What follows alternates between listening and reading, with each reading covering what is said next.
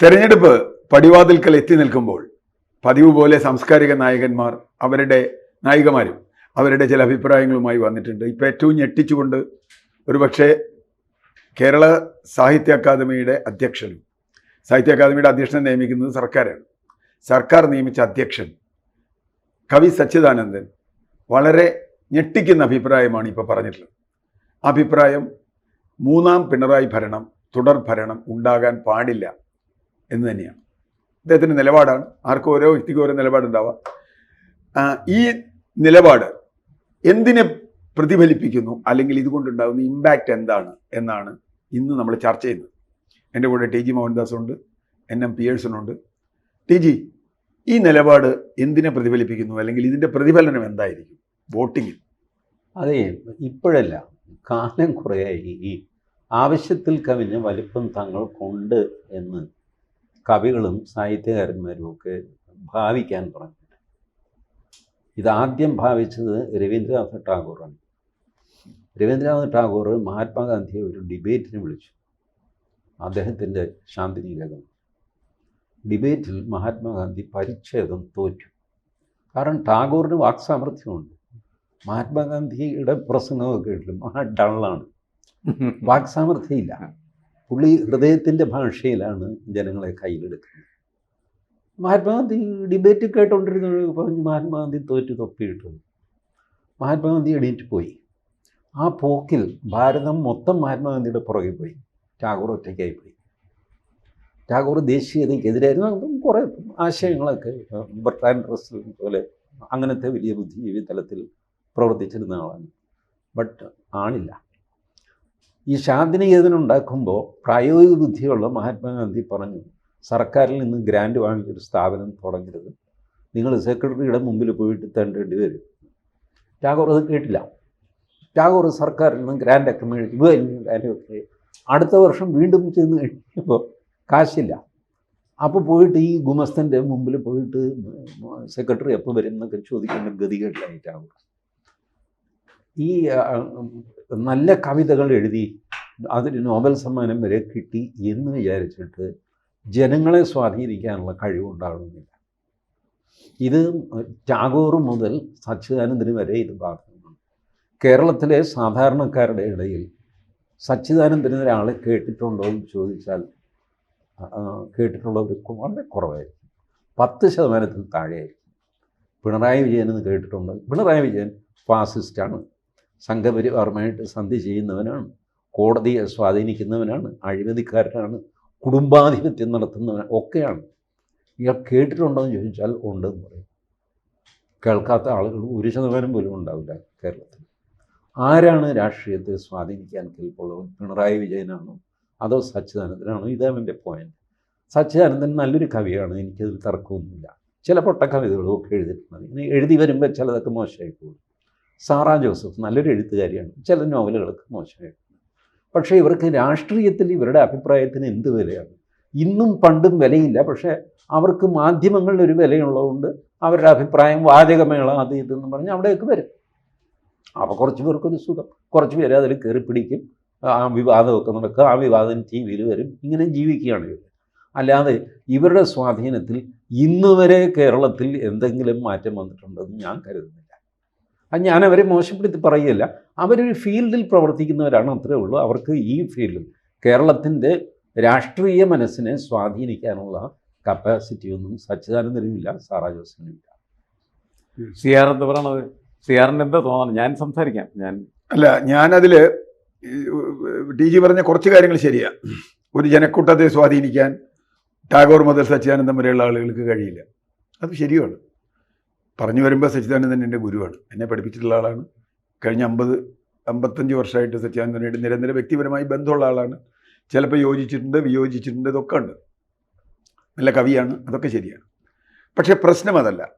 ഒന്ന്, ഈ ആളുകളുടെ പേര് വച്ചിട്ട് തന്നെയാണ് സാധാരണ തെരഞ്ഞെടുപ്പുകളിൽ ഇടതുപക്ഷം വോട്ട് പിടിക്കാറുള്ളത്.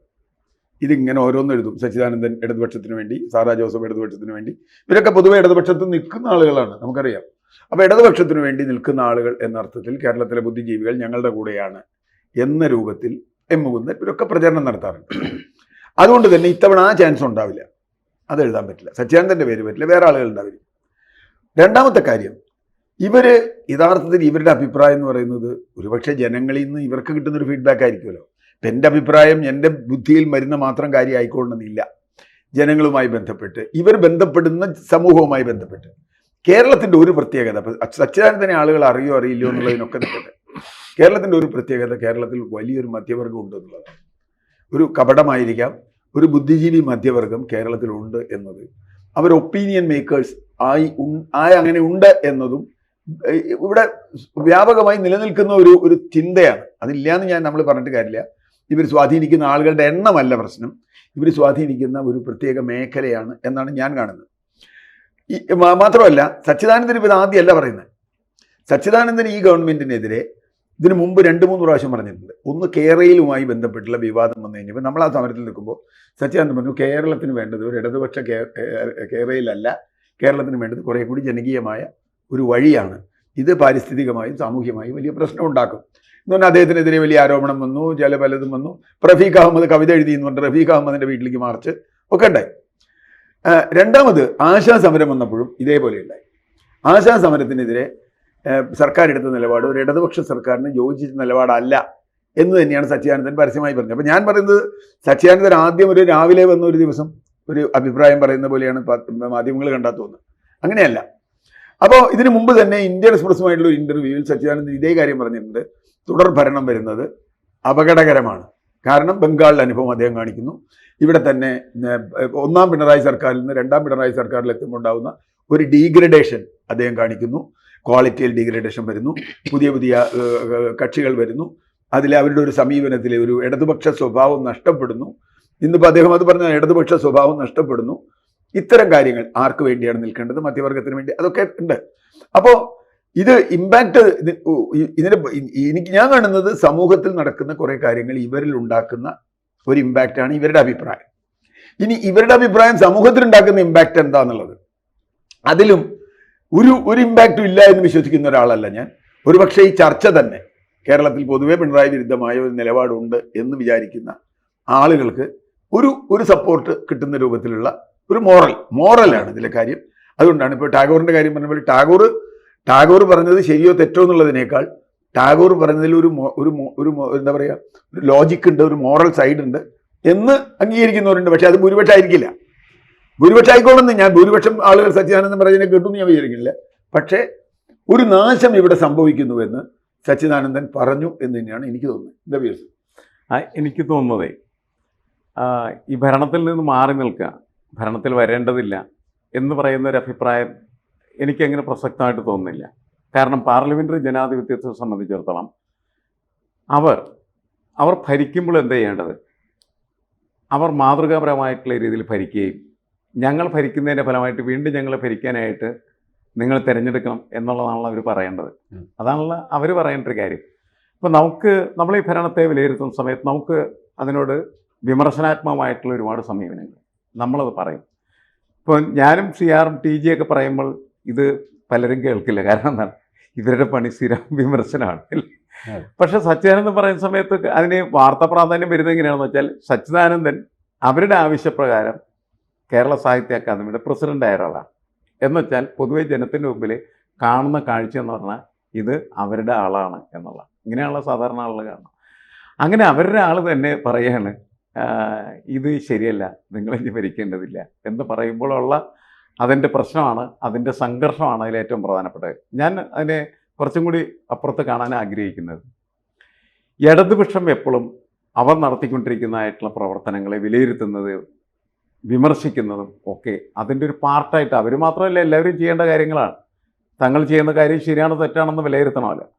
അപ്പോൾ ഒരു ഭരണം കഴിഞ്ഞു, 2 ഭരണം കഴിഞ്ഞു, 3ാമത്തെ ഭരണത്തിലേക്ക് അവർ വരുന്ന സമയത്ത് അവർ വരണ്ട എന്നിവർ പറയുകയോ അതേപോലെ തന്നെ ഇവർ ഭരണത്തിൽ ഞങ്ങൾ മത്സരത്തിനേ ഇല്ല, കാരണം ആദ്യത്തെ 2 ഭരണം കൊണ്ട് ഇങ്ങനെയൊക്കെ കുഴപ്പങ്ങളുണ്ട്, അതുകൊണ്ട് ഞങ്ങൾ 2026 മത്സരിക്കുന്നില്ല എന്ന് പറഞ്ഞ് അവർ മാറി നിൽക്കുന്നതൊക്കെ ജനാധിപത്യ സംവിധാനത്തിനകത്ത് ഇല്ലാത്ത കാര്യങ്ങളാണ്.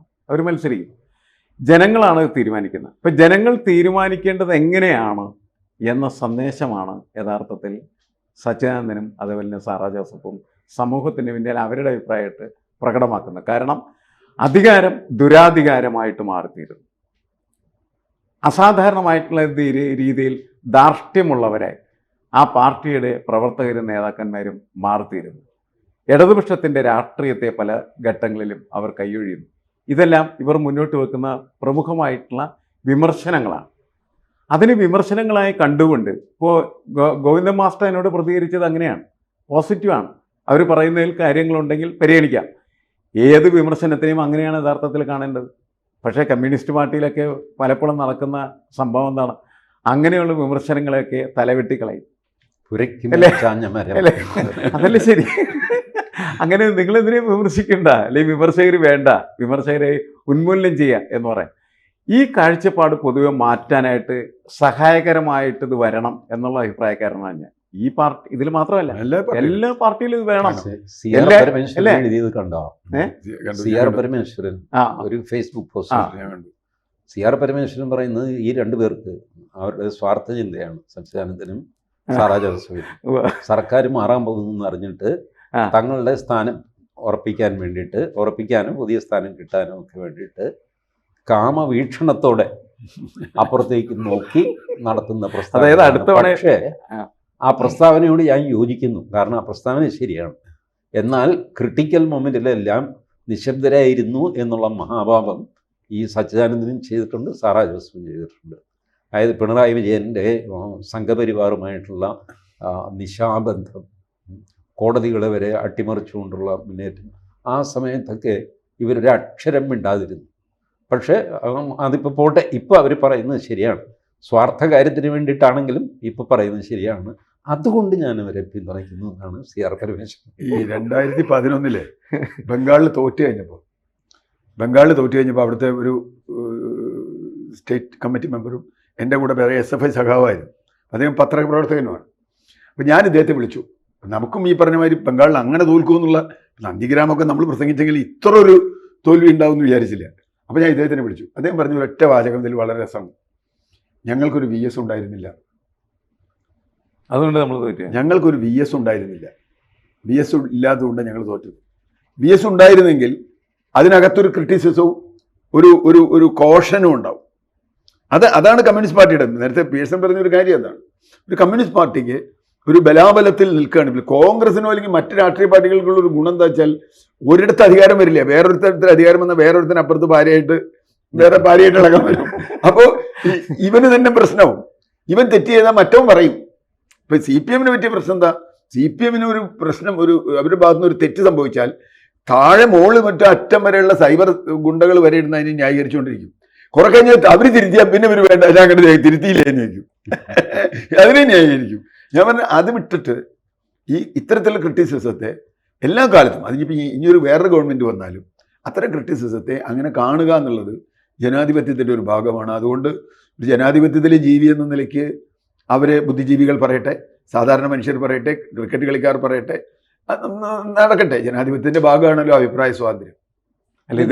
ശരിയാണ് TG പറഞ്ഞ പഴയ രാജഭരണത്തിലെ ഒരു പ്രിൻസിപ്പിൾ ഇപ്പോൾ ജനാധിപത്യ ഭരണത്തിലും കൊണ്ടുവരാമെന്ന് എനിക്ക് തോന്നുന്നു.